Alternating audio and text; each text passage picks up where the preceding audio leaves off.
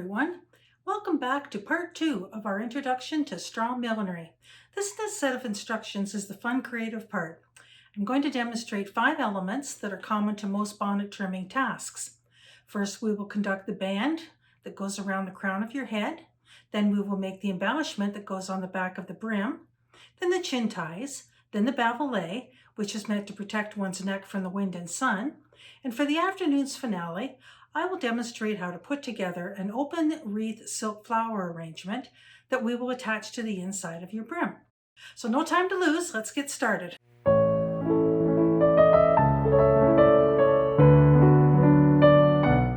First things first, we'll need a materials list. Now you're going to need a spray of spring flowers and a small spray of roses. I wouldn't have your flowers any more between 1/2 inch and 1.5 inches. You may go a little larger with 1 or 2 accent flowers. You'll also need 1/2 meter of silk dupioni, and remember to iron your dupioni before you use it. You're also going to need some wire, florist wire, and wire cutters, tacky glue or hot glue, doesn't matter which. You're also going to need your ruler, your pins, your needle and thread, and your scissors. The first element that we're going to make is our crown ribbon. Now you take your dupioni and you open it up so that the entire 60 inches is crosswise from you. Then take your top corner, fold it down so that you have a 45-degree angle, such as this. Then give this a little press along that angle. And then I need you to cut that line here. I'll cut it and I'll be right back. Now place that long edge of fabric in front of you and turn it up towards the top of the triangle until this fold measures approximately 2.5 inches. When your fabric is folded up that 2.5 inches, we're going to just turn it around like this. And we're going to get our scissors and we're going to trim along the edge of that line. Now I've trimmed away the excess fabric and we're going to make a tube out of this piece here. So for those of you who don't like dealing with silk, kind of like me, we'll just pin it down and take it over to the sewing machine, and we're going to run a seam from here all the way up to the end of your tube so that when you turn this right side out, you're going to have a tube, which will be our ribbon. Now that I've sewn this tube, we are going to turn it right side out. You'll notice that the seam is running along the center of your ribbon, and I didn't iron anything. The reason the seam is on the center is because we're going to turn this over, and this is going to be the right side of your ribbon. Now also, I didn't iron anything because I don't want any crisp edges on this ribbon. Everything needs to be nice and soft. The next step would be wrapping the ribbon around the crown of our hat. So you lay it on right across the top of your hat and put a pin just to hold it there. And then we're going to have that same ribbon come down to the bottom of your hat, pin it down here.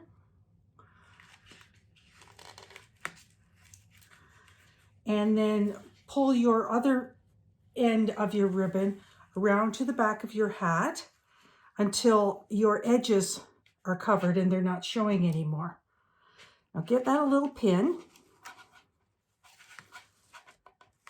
So if you like the way that looks, the next thing you need to do is trim off all your ratty edges here. So take this one here, this one here out, and you can fold this piece like so. Just get it in here. So you have a nice edge here, and just pin it. And make sure that it sits nicely on your hat. And then we're going to sew this here down so that you have a seam across the back of your hat. And then we're going to sew around the top and around the bottom. These will be all invisible stitches to hold this band onto your hat. Now the next piece that we're going to make is the brim embellishment. Now I just chose something pretty straightforward, and that would just be a bow, and it's going to sit right there.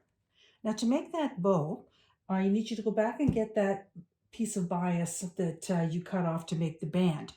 I'm going to ask you to put it in front of you and then fold it in half so that your edges are even. And then just give it a little bit of a crease. Count in 4 inches. 1, 2, 3, 4. Put a little mark at the number 4. And then using your ruler,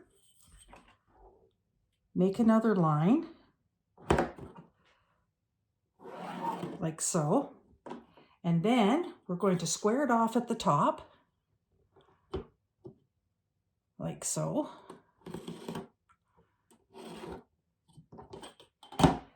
And then we're going to cut this out.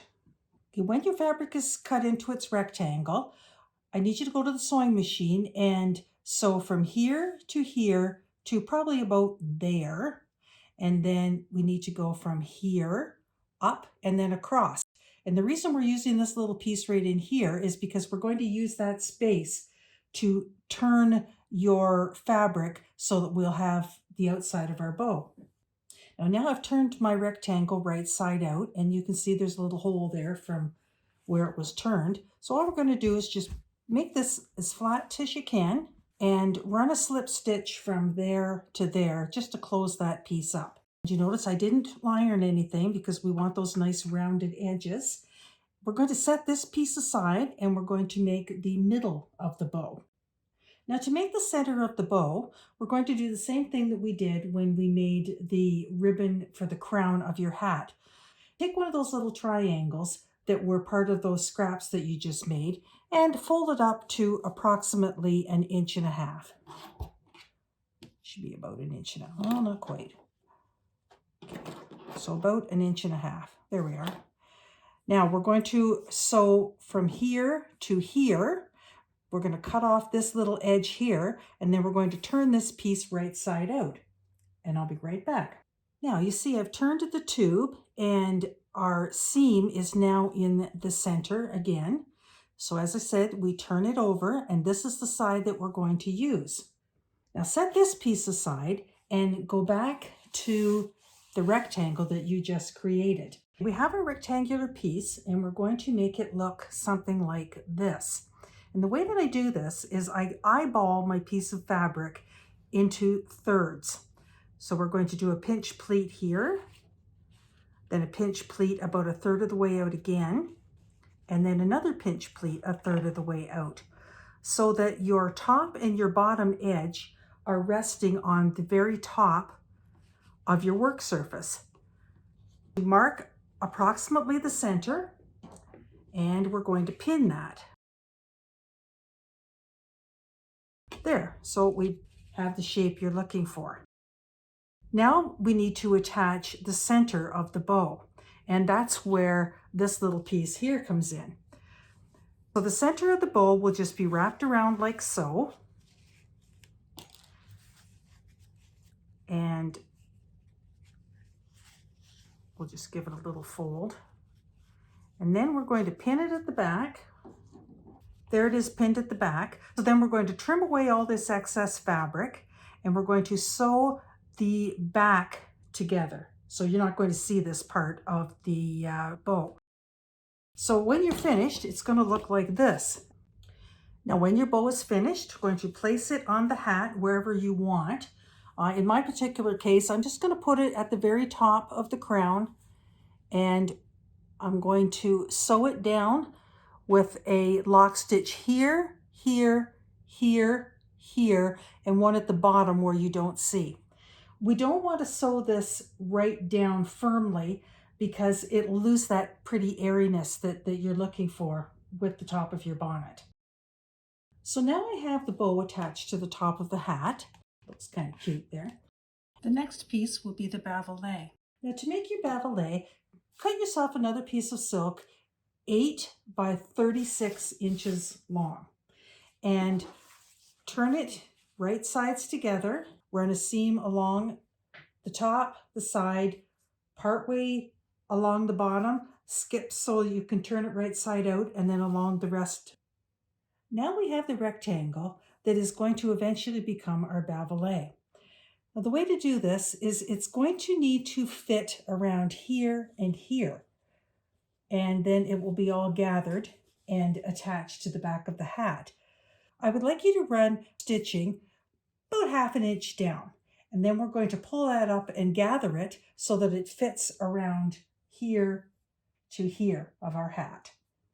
I've sewn the bavalet to the bottom back of the hat, and you'll notice that I've used hand stitches. I find that you get better control of your gathers, and they look much better. Now next, we're going to create the chin ties. Now, chin ties are pretty easy to make. They're basically just 2 rectangles that are 8 by 30 inches. Now, depending on how much of your fabric you have left or how you cut it, you may have to piece a little bit together, but that's pretty straightforward. Now here we have the 8 by 30 inch piece of fabric. We're going to make that fabric right sides together and line everything up nicely. At your one end, just fold this down at a 45-degree angle and make a little crease there, which will give you a line, and we're going to cut that little piece off. Okay, now I've sewn everything down. You see I've squared up all my corners, and this is the one time that you do need to iron your fabric. Now down at the other end, I've also turned this end under, you see here, and I'm going to slip stitch this closed because this is the piece that's going to be attached to our hat. Now after you slip stitch that edge closed, go back and do the same thing to the other tie. Now we have 2 complete sets of ties, and let's attach them to the hat. Now it would be easy just to sew them on the bottom of the crown of your hat, but that would be rather boring. So let's make it not boring, and we'll attach the tie on the outside of the brim with a little flourish on the top. Now to do that, on the straight edge of your tie, make a little fan shape like this. So you've got probably 4 little fans. And measure down about 3/4 of an inch. Oops, wrong side. 3/4 of an inch.